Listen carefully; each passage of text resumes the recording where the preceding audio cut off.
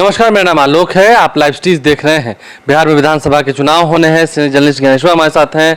लगातार पल पल गठबंधन बदल रहा है, गठबंधन कई टूट रहे हैं, कई दल जुट रहे हैं। ऐसे में सुबह सुबह आज 6 अक्टूबर है, 8 अक्टूबर अंतिम तारीख है नामांकन की। प्रथम चरण के उम्मीदवारों का ऐलान धीरे धीरे होने लगा है। जेडीयू ने सिंबल देना शुरू कर दिया, आरजेडी ने शुरू कर दिया, कांग्रेस ने भी लगभग शुरू कर दिया। तो ऐसे में कौन कौन से लोग हैं कि अब बगावती तेवर दिखाएंगे और उनके बगावत करने से पार्टियों को नुकसान हो जा रहा है? देखिए आलोक, आपने सबसे पहली बात कर दी टूटने और जुटने की, तो आज इससे ही शुरुआत करते हैं। देखिए, पिछले 2 दिनों से मुकेश सहनी वीआईपी के मुखिया दिल्ली में स्पॉट किए जा रहे हैं। जब से महागठबंधन से उनका नाता टूटा या विद्रोह हुआ, वे दिल्ली पहुंच गए हैं और बात कही जा रही है कि भाजपा के साथ उनकी बातचीत चल रही है। भाजपा कुछ एक सीटें उन्हें देना भी चाहती है, लेकिन अंतिम फैसला नहीं हो पाया है। भाजपा के तमाम बड़े नेता, यदि हम अमित शाह, नरेंद्र मोदी और जेपी नड्डा की बात छोड़ दें, तो सभी पटना वापस आ गए हैं। मुकेश सहनी अभी के वक्त दिल्ली में ही हैं। तो आज दिन में ये फैसला हो जाना है कि मुकेश सहनी बीजेपी के साथ गए कि नहीं गए, हुआ कि नहीं हुआ। यदि आज शाम तक फैसला नहीं होता है तो इसका मायने ये होगा कि पहले चरण के लिए मुकेश सहनी के उम्मीदवार कहां कहां हैं या किसी को पता ही नहीं होगा, मतलब 71 विधानसभा क्षेत्रों में। देखिए, एलजेपी ने भी अपने उम्मीदवार करीब करीब फाइनल कर दिए हैं और एलजेपी के निशाने पर जेडीयू और हम ही है। कुछ एक सीटों पर बीजेपी के साथ भी वह चुनाव लड़ती दिख सकती है। फ्रेंडली फाइट होगा बीजेपी के साथ। एलजेपी में ध्यान देना होगा कि जो उनके 2 विधायक हैं, राजू तिवारी और राजकुमार शाह लालगंज में, वे कैसे चुनाव लड़ते हैं। ठीक इसी प्रकार से उनके मजबूत उम्मीदवार हैं ब्रह्मपुर से हुलास पांडे, माना जा रहा है कि वे चुनाव लड़ेंगे ही लड़ेंगे। ठीक इसी प्रकार से तरारी से सुनील पांडे को लेकर ध्यान रहेगा कि वे क्या करते हैं। वैसे उम्मीदवार जब चयन की बात हम कर रहे हैं तो पालीगंज में, देखिए पालीगंज में महागठबंधन ने सीट दे दी माले को और जेडीयू ने फिर से बच्चा यादव को, जो 2015 में जीते थे आरजेडी के टिकट पर, उन्हें। तो इन दोनों के बीच में राकेश रंजन, देखिए वे चुनाव लड़ने के लिए बेताब थे, लगातार क्षेत्र में काम कर रहे थे, पॉपुलैरिटी भी ठीक ठाक जुटा ली थी और जाति से भूमियार हैं। तो इन दोनों के बीच लोजपा ने राकेश रंजन को उतारने का फैसला कर लिया है। कल रात को वे दिल्ली में सूरजभान सिंह के साथ, चिराग पासवान के साथ दिखे हैं और कहा जा रहा है कि वे नामांकन भरने आ रहे हैं। बरबीघा में डॉक्टर मधुकर उम्मीदवार होने जा रहे हैं, यह बात भी सही है। तो देखिए, ये सारी बातें हैं। आज आप उम्मीद कर सकते हैं कि बीजेपी और जेडीयू की लिस्ट पहले चरण के लिए फाइनल हो जाएगी। प्रेस कॉन्फ्रेंस भी हो सकती है। हाँ, प्रेस कॉन्फ्रेंस भी हो सकती है। जेडीयू ने तो कई लोगों को कल सिंबल दिए थे, लेकिन बीजेपी की लिस्ट बहुत अच्छे तरीके से अभी आउट नहीं हुई है, क्योंकि कई सीटें फंसी हुई अब भी थी। जैसे हम भोजपुर की बात कर लें तो बरहरा है, संदेश है, इस पर अंतिम फैसला नहीं हो पाया था। देखिए, बरहरा के बारे में ये खबर आ रही है कि राजद राघवेंद्र प्रताप सिंह को उम्मीदवार बना सकता है, जो भाजपा के नेता रहे हैं। संदेश में विजेंद्र यादव, जिनका टिकट कंफर्म कहा जा रहा है, लेकिन कल सुबह से वे पटना में थे और देर रात तक उन्हें सिंबल नहीं मिला था, क्योंकि भाजपा से अंतिम सहमति नहीं मिली थी। ठीक इसी प्रकार से आज गुप्तेश्वर पांडे के बारे में, बिहार पुलिस के पूर्व डीजीपी, उनके बारे में फैसला हो जाना है कि वे कहां से चुनाव लड़ने जा रहे हैं, क्योंकि नीतीश कुमार ने, बिहार के मुख्यमंत्री नीतीश कुमार ने प्रॉमिस कर रखा है कि उन्हें चुनाव लड़ाया जाएगा। लेकिन शाहपुर और बक्सर की सीट जो है भाजपा और जेडीयू के बीच में फंसी हुई है। तो अब देखिए, जो नए अपडेट्स हैं, अभय कुशवाहा जो युवा जदयू के स्टेट प्रेसिडेंट हैं, उनका नाम भी फाइनल हो गया है जेडीयू के उम्मीदवार के तौर पर। वे बेलागंज से चुनाव लड़ने जा रहे हैं। सुरेंद्र यादव जो राजद के उम्मीदवार होंगे, उनके खिलाफ चुनाव लड़ेंगे।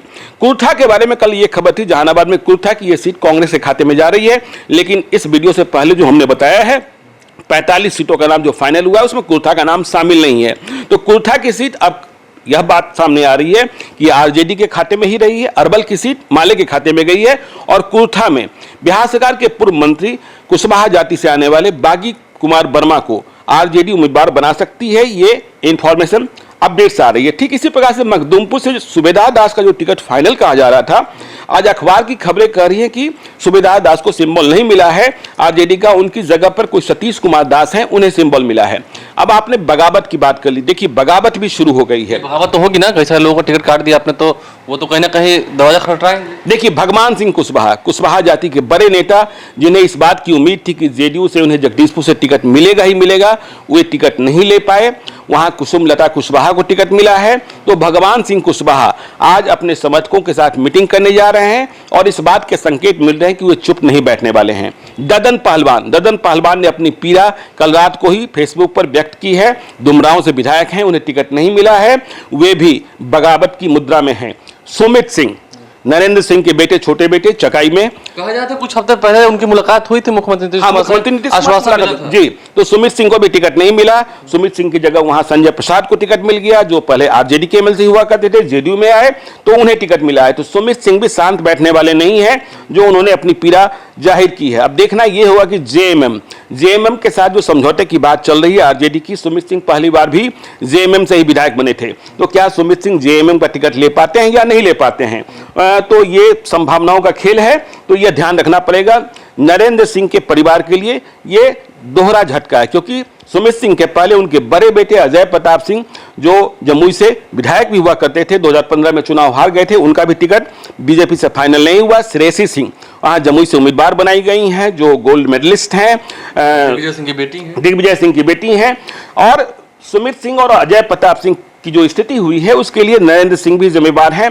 कभी जमुई की राजनीति में नरेंद्र सिंह सबसे बड़ी धुरी थे, लेकिन अब मिटते दिखाई पड़ रहे हैं। देखिए, अब जहानाबाद में रामयतन सिन्हा बिहार प्रदेश कांग्रेस कमेटी के अध्यक्ष रहे, पटना साइंस कॉलेज के प्रिंसिपल रहे, बिहार सरकार में पूर्व मंत्री रहे और अब जेडीयू में थे। उन्हें भी उम्मीद थी कि उनके बेटे को टिकट मिलेगा, लेकिन टिकट नहीं मिल पाया। तो अब वे भी बगावत की मुद्रा में हैं, जेडीयू से इस्तीफा देने जा रहे हैं और इसका असर आपको दिख सकता है। देखिए, जितने जो बागी हैं वो तमाम दलों के टेंशन बढ़ाने जा रहे हैं, क्योंकि सभी दल में है। देखिए, जहानाबाद विधानसभा क्षेत्र में आपको पता है कि सुदय यादव को आरजेडी ने प्रत्याशी बनाया है और जेडीयू ने कृष्णनंदन प्रसाद वर्मा को प्रत्याशी बनाया है। जहानाबाद के भूमियार यह मानने को तैयार नहीं है कि जहानाबाद की सीट हम छोड़ देंगे और इसका फायदा एलजेपी उठाने की कोशिश करेगी। एलजेपी वहां किसी भूमियार को प्रत्याशी बनाने जा रही है। ठीक इसी प्रकार से मोकामा में जेडीयू ने जिसे प्रत्याशी बनाया, राजीव लोचन उर्फ अशोक सिंह को, लोग उनका नाम ही नहीं सुने हैं और कहा जा रहा है कि बाघ के खिलाफ बाघ वहां लड़ाना था। देखिए, मोकामा की चर्चा होते ही दबंग की चर्चा होती है, क्योंकि अनंत सिंह का मामला है, लेकिन ये राजीव लोचन अशोक सिंह इतने लो प्रोफाइल वाले हैं कि कैसे चुनाव लड़ेंगे दबंग मोकामा में, यह देखने वाली बात होगी। तो वहां नलिनी रंजन सिंह उर्फ लालू ये क्या करेंगे, यह भी देखा जाना है, क्योंकि नलिनी रंजन सिंह उर्फ लालू पिछले 4 विधानसभा चुनाव से अनंत सिंह के खिलाफ चुनाव लड़ रहे थे और जेडीयू ने जिन्हें प्रत्याशी बनाया है, अशोक सिंह, जिनका असली नाम राजीव लोचन है, संत किस्म के आदमी हैं, वे किनके बूते चुनाव लड़ते हैं, क्योंकि नीरज कुमार जो अनंत सिंह के खिलाफ लड़ भी रहे थे लगातार, वे स्वयं चुनाव में फंसे होंगे। उनका अपना बिहार विधान परिषद का चुनाव होगा और उनके पास वक्त बहुत कम होगा कि वे बिहार विधानसभा के चुनाव के लिए समय दे पाएंगे। उनसे मुलाकात किया, काफी इन दिनों व्यस्त है, क्योंकि उनका अपना भी चुनाव है। ठीक इसी प्रकार से देखिए, सुल्तानगंज में टुनटुन शाह आ गए आरजेडी में लालटेन लेकर, वे अब लालटेन जलाने जा रहे हैं। वहां ललित कुमार मंडल को उम्मीदवार बनाया गया है जेडीयू से। तो ये बगावत का जो खेल है ये चल रहा है। बार पर भी नजर रखनी होगी, क्योंकि बार कांग्रेस की सीट हो गई। बार में सत्येंद्र सिंह को प्रत्याशी बनाने जा रही है कांग्रेस, लेकिन बार में दोनों पार्टियों की ओर से बगावत था। जेडीयू में भी बगावत थी, जेडीयू नहीं, बीजेपी में भी बगावत थी और आरजेडी में भी। आरजेडी में 3 वहां मजबूत उम्मीदवार दिख रहे थे, नमिता नीरज सिंह, सगुन सिंह और मधु सिंह प्रभुनाथ सिंह की बेटी हैं। तो इन तीनों ने जो लंबी फील्डिंग कर रखी थी, वो क्या कांग्रेस के लिए छोड़ देंगे, यह बात देखने की होगी।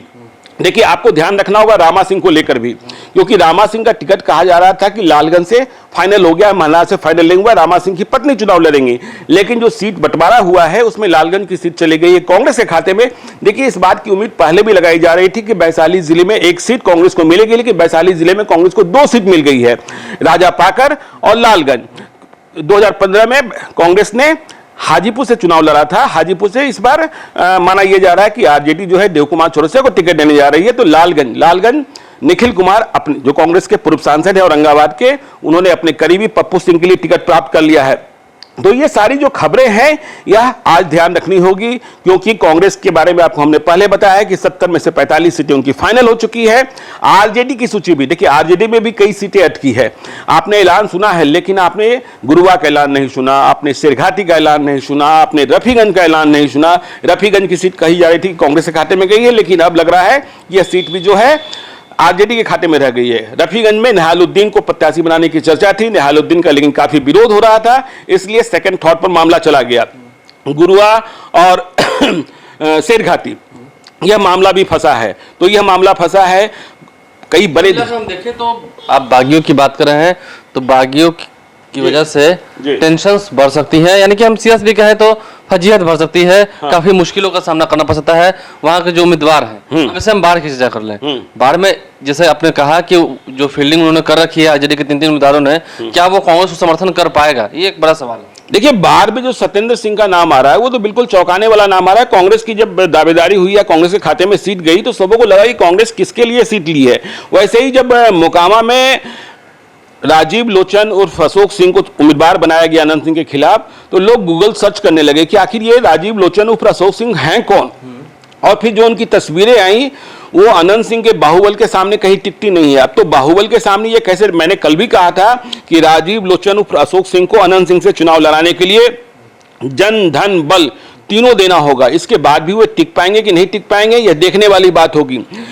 देखिए, सूर्यगढ़ा में मुकाबला आपने देख ही लिया। सूर्यगढ़ा में प्रेमरंजन पटेल को टिकट नहीं मिला, वहां सीट चली गई जेडीयू के खाते में, रामानंद मंडल को बनाया गया है। और सूर्यगढ़ा में लोजपा भी उम्मीदवार देने जा रही है। आपने लखीसराय में देख लिया, लखीसराय में विजय कुमार सिन्हा भाजपा के उम्मीदवार होंगे, बात तय है। और कांग्रेस ने वहां अनिश सिंह को उम्मीदवार बनाया है। देखिए, मोरबा सीट के बारे में बात कही जा रही थी कि यह सीट कांग्रेस के खाते में जा रही है, कांग्रेस के खाते में यह सीट नहीं गई है। मोरबा सीट पर एक बात यह भी आ रही है कि यदि मुकेश सहनी का कोई तालमेल होता है तो मुकेश सहनी यह दबाव बनाना चाहते हैं कि मोरबा सीट उनके खाते में चली जाए। लेकिन देखिए, बीजेपी को अपने खाते से मुकेश सहनी को सीटें देनी होगी यदि एडजस्टमेंट हो रहा है तो, या वो अलायंस में शामिल किए जा रहे हैं तो। आज यह देखना भी इंपॉर्टेंट होगा, आलोक की जो बीजेपी की प्रेस कॉन्फ्रेंस होती है वहां मुकेश सहनी दिखते हैं कि नहीं दिखते हैं। नहीं दिखते हैं तो फिर क्या होता है, क्योंकि पहले चरण के लिए सब कुछ फाइनल करने का वक्त खत्म होता जा रहा है। तो ये सारी चीजों पर आपको डेवलपमेंट पर ध्यान रखना होगा। प्रेस कॉन्फ्रेंस पर सबकी नजर रहेगी, कौन कौन से नेता वहां बैठे हैं उस पर नजर रहेगी, और किन किन का टिकट अभी भी कटना बाकी है उस पर भी नजर रहेगी, क्योंकि अभी भी घोषणाएं नहीं हुई हैं। हो सकता है कि जब घोषणाएं हो उस वक्त भी कुछ नाम ऐसे निकल के आए, पता चले कि उनका टिकट कट गया। हाँ बिल्कुल, ये हो सकता है, ये कोई बड़ी बात नहीं। देखिए, जेडीयू और बीजेपी में भी आपने देखा ना, जेडीयू ने भी कई लोगों के टिकट काट दिए।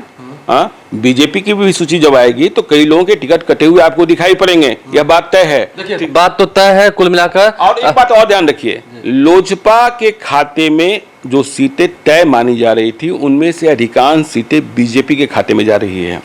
जैसे देखिए, फतुआ बीजेपी लड़ने जा रही है, फतुआ में बीजेपी का उम्मीदवार कौन होगा यह देखने वाली बात होगी कि बीजेपी का उम्मीदवार होता कौन है।